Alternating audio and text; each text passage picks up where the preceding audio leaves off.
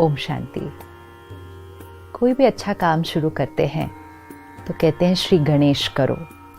विघ्न विनाशक, दुख हरता, सुख करता, सिद्धि विनायक श्री गणेश की हम बहुत प्यार से महिमा करते हैं, उन्हें याद करते हैं, पूजा करते हैं।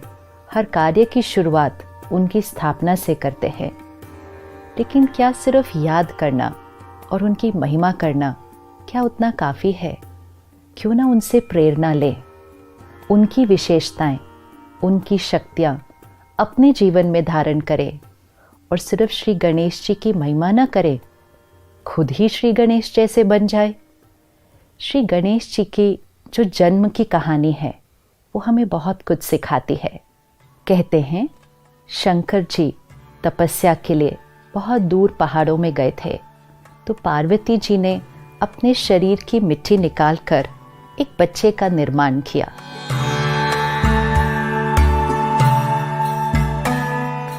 एक दिन पार्वती जी ने उस बच्चे को घर के बाहर खड़ा किया कि वो स्नान करने जा रही थी, तो घर में अंदर में कोई नहीं आना चाहिए। और अचानक उस दिन शंकर जी वापस आ गए, तो उस बच्चे ने अपने कर्तव्य का पालन किया और शंकर जी को अंदर नहीं जाने दिया, क्योंकि उस बच्चे ने अपने पिता को ही नहीं पहचाना। कहा जाता है शंकर जी को इतना गुस्सा आ गया कि उन्होंने उस बच्चे का सर काट दिया। और पार्वती जी उतनी देर में बाहर आई तो उन्हें पता चला कि शंकर जी ने उनके बच्चे का सर काट दिया। फिर शंकर जी ने कहा, अच्छा, अगला जो अब यहाँ से जाएगा मैं उसका सर इस बच्चे को दे दूंगा।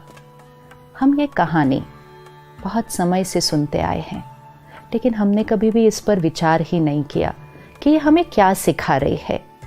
तो अगला जो वहाँ से गुजरा वो एक हाथी था, तो शंकर जी ने हाथी के सर को काटा और उस बच्चे पर लगा दिया और उस बच्चे को नाम दिया गणेश। ये कहानी क्या सिखा रही है हमें कि बच्चा अपने पिता को नहीं पहचानता, और शंकर जी देवता 10 साल की तपस्या बाद आए थे और इतना गुस्सा आ गया कि बच्चे का सर काट दिया। आज आप और मैं भी अगर 10 मिनट भी मेडिटेशन कर लें तो इतने शीतल और शांत हो जाते हैं कि ऊंची आवाज में नहीं बोल पाते हैं।